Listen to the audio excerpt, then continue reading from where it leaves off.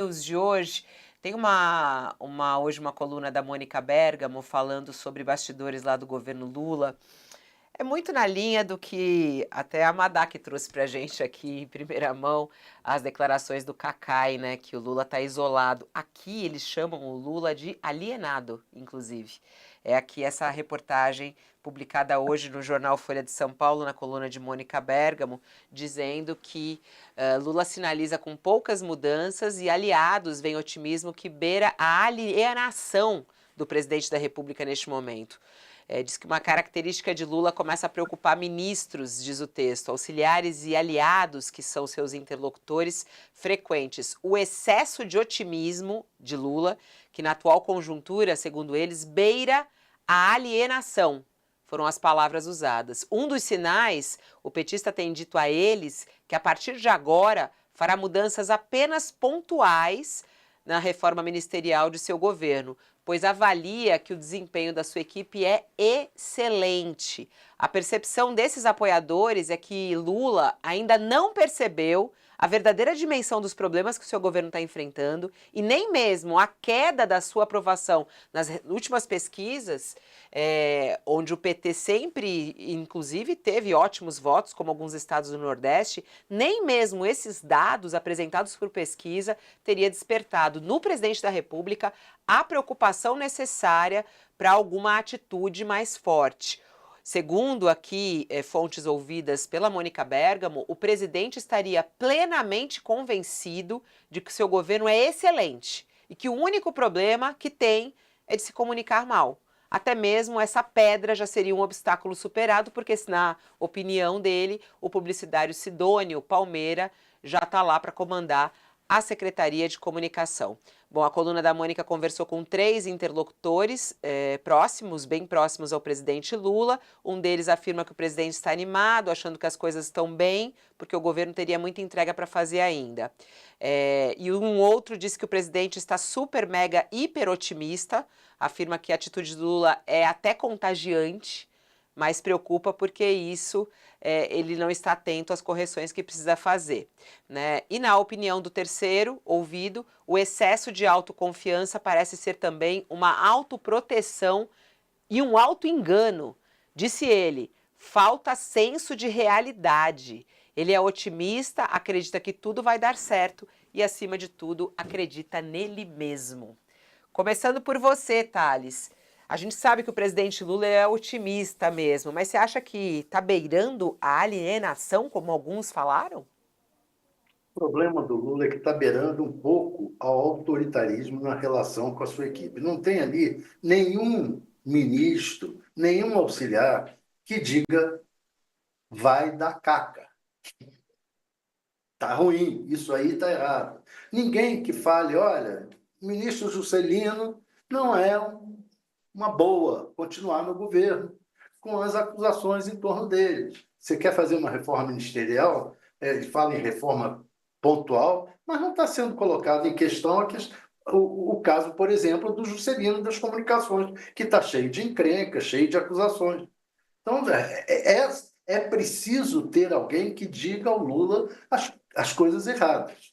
Agora, que há tempo, que não está um desastre completo, o governo não está um desastre completo, que há tempo dele virar o jogo na opinião pública, nas pesquisas, há tempo para isso. Mas precisa que tenha alguém ali que fale para ele a realidade. No primeiro e no segundo governo, havia políticos de peso que diziam isso para ele.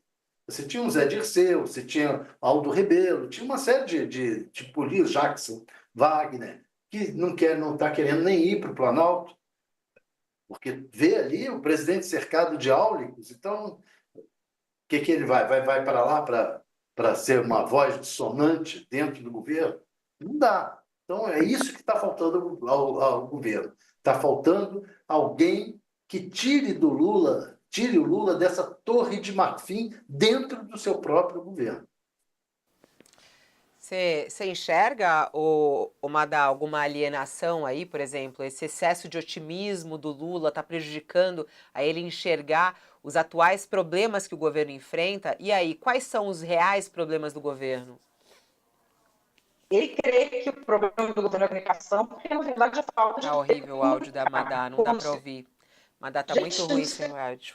Eu vou pro Josias, depois a gente volta com você. Josias, vamos lá. Esses relatos desses homens próximos, homens, não sei se são homens, né, na verdade, dessas pessoas próximas ao presidente Lula, dizendo que há um excesso de otimismo e falta ele enxergar os reais problemas, ele não está conseguindo enxergar o real problema. Isso é perceptível?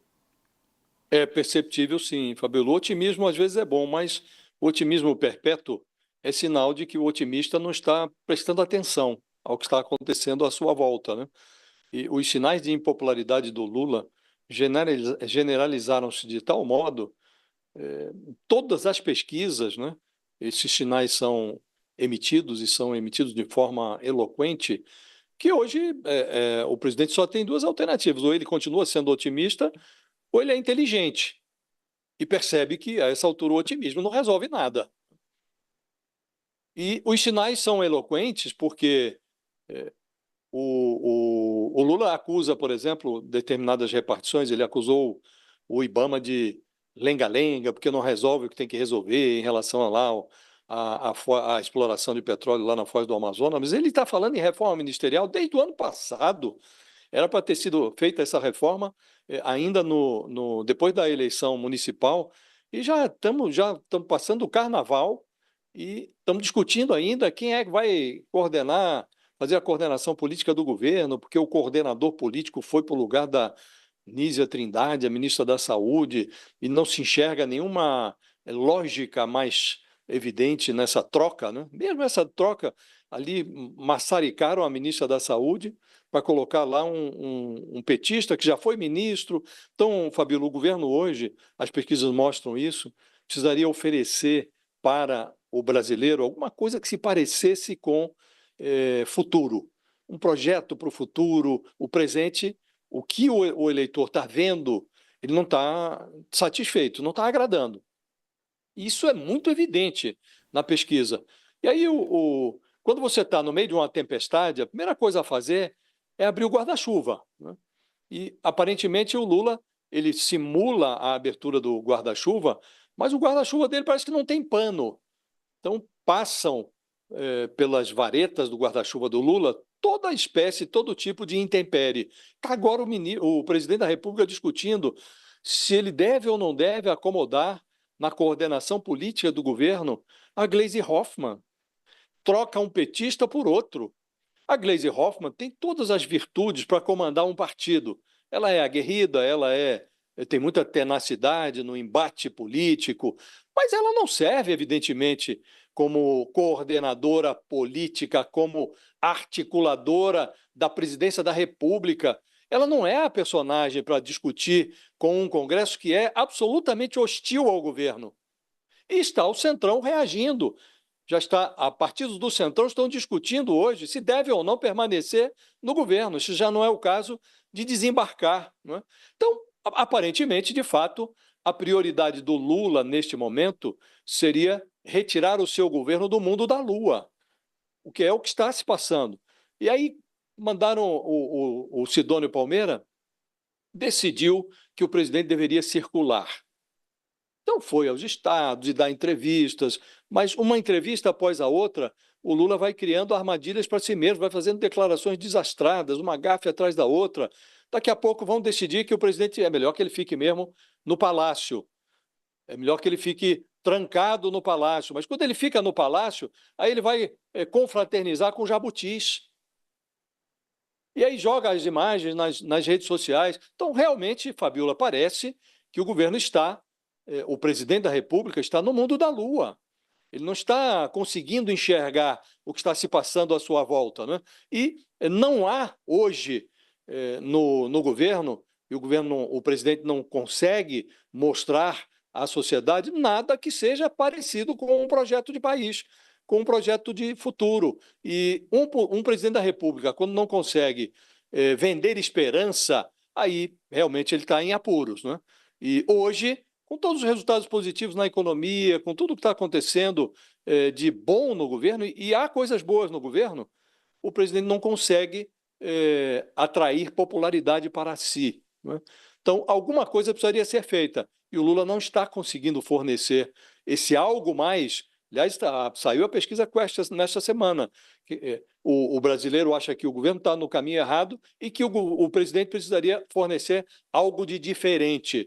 E o que se enxerga hoje no governo, Fabiola, tem uma aparência de naftalina, tem uma aparência de governos anteriores do Lula. Isso não está resolvendo. E quando o presidente não enxerga isso e continua destilando otimismo, aí realmente parece que ele está no mundo da lua. E isso é para fazer uma análise, né, Thales? Você também que acompanhou e acompanha há tantos anos o presidente Lula, né? O que fica por trás? Por que será que ele está nessa situação agora? Ele que sempre foi muito tão antenado, né, politicamente, com a questão, né, da desigualdade, dos problemas dos brasileiros, e ele nos discursos até parece isso. Por que esse mundo da lua, né, como citou aqui o Josias e outros, né, a gente já ouviu aliados dele aqui, como o próprio Cacai aqui, em entrevista conosco ao vivo também, ele contando isso. O que está fazendo com que Lula fique nessa situação, como alguns dizendo aí, que beira alienação, né? É um perigo também, às vezes algumas pessoas falam por causa da idade dele. Não, ele está falando super bem, tá super consciente. Por que essa alienação, hein, Thales?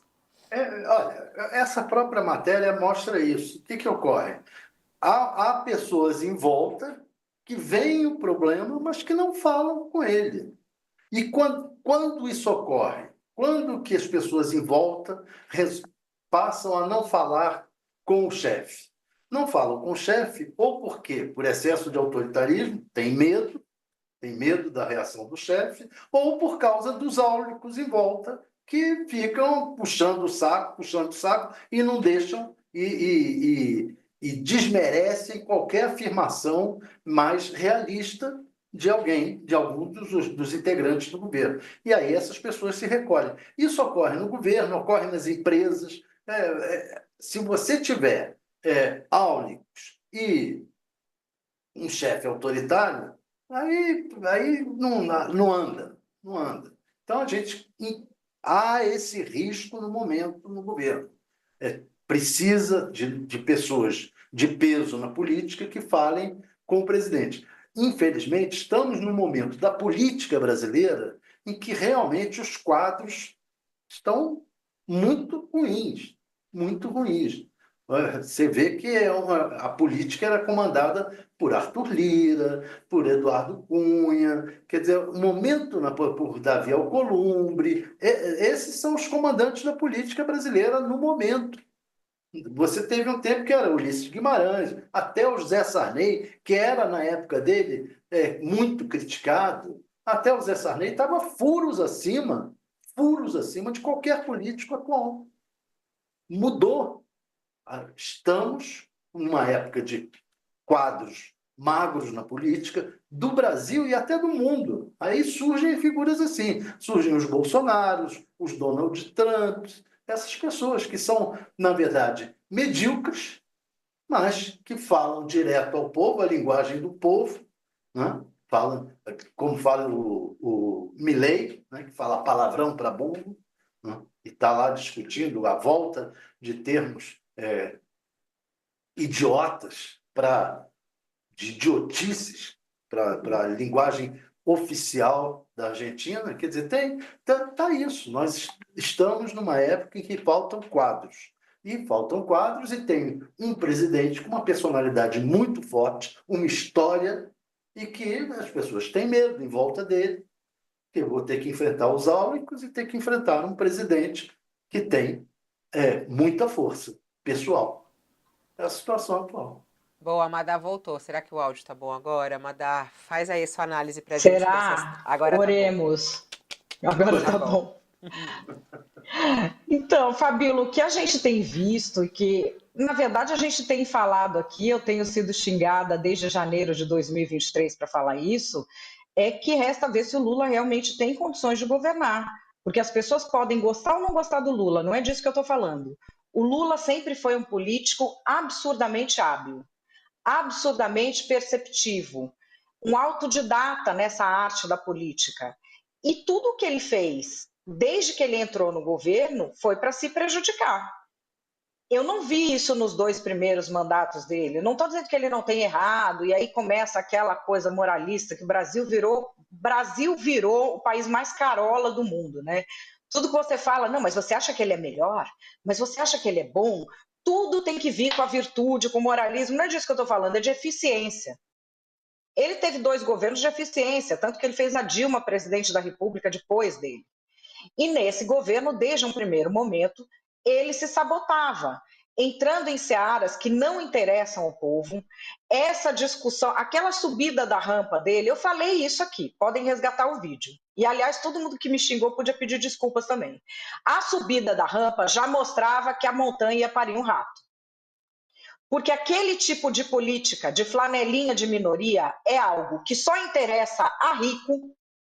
Quem gosta mesmo é só a madame que acredita nisso, porque ela quer acreditar que ela é boa, e para o povão não entrega nada. E o povão tem ranço disso. O Lula sempre teve uma conexão com o povão. Ele sabia o que o povão queria. E eu vou dar um exemplo aqui. Teve um programa que ele fez no governo dele chamado Luz para Todos, que isso só quem viveu em casa sem água e sem luz sabe. Todo mundo criticou. Não, porque você tinha que dar água primeiro, porque a água é mais importante, o saneamento é mais importante. Eu já morei em lugar sem água e sem luz lá em Angola. E eu te digo, chegar à luz é 10 mil vezes mais importante do que chegar à água. Ele tinha esse tipo de feeling. Fez o programa contra o que diziam os técnicos e deu certo. O que é que está acontecendo agora? Que ele escolhe se divorciar da realidade. Ele fez essa escolha desde o dia número 1. Ele voltou achando que foi eleito pela maioria, quando ele foi eleito por gente que tapou o nariz e votou no PT porque estava de paciência cheia do Bolsonaro. Voltou cantando de galo, se cercando de bajuladores. Vaidade é bicho que come o dono. Ele está colhendo o que ele plantou. Ele não falou que 2025 era o ano da colheita? Pois bem, nisso aí ele acertou. Está colhendo. Está fazendo esse espetáculo ridículo de rede social, que é uma hora com jabuti, é outra hora dando entrevista. Aquilo que ele falou, não tá caro, não compra, foi de uma insensibilidade, foi de uma desumanidade. O povo só fala isso em qualquer lugar que a gente vai agora, só falam disso. Ele pode ter baleado, sim, a figura dele pessoal de uma maneira irreversível. Ele pode estar começando a descer uma ladeira que não subirá mais. E aí o que a gente vai ver? Os oportunistas que estiveram no governo garantindo a sua boquinha com atividades e artes bajulatórias durante 2 anos, vão querer desembarcar e jogar o Lula sozinho embaixo do ônibus. A grande verdade é que ele só se encastelou assim porque tem gente oportunista ali, levando a melhor em fingir que não está vendo ou até em fomentar isso. E o PT se tornou, nos últimos anos, um adepto do cancelamento. É um cancelador. Todo mundo que abre a boca até para perguntar, eles cancelam, vira bolsonarista, eles inventam que você é do gabinete do ódio, eles querem tomar o seu emprego, se juntam em hordas para fazer isso. Isso tem um efeito que é a autocensura. Muitas pessoas que de repente gostam do PT e poderiam falar, optaram por não falar mais nada. E os cargos, o House of Carguinhos do Palácio do Planalto, está na mão de quem? De quem se dedica à bajulação. Só tem uma pessoa que pode mudar isso, e é o próprio Lula. Resta saber qual é a prioridade do Lula. Pode ser a vaidade dele e pode ser o Brasil. Não sou eu quem vou dizer para o Lula qual é a prioridade que ele tem que escolher. Ó, falando em prioridades, né, e alguns tropeços do governo, aquela história do ovo que estava bombando aqui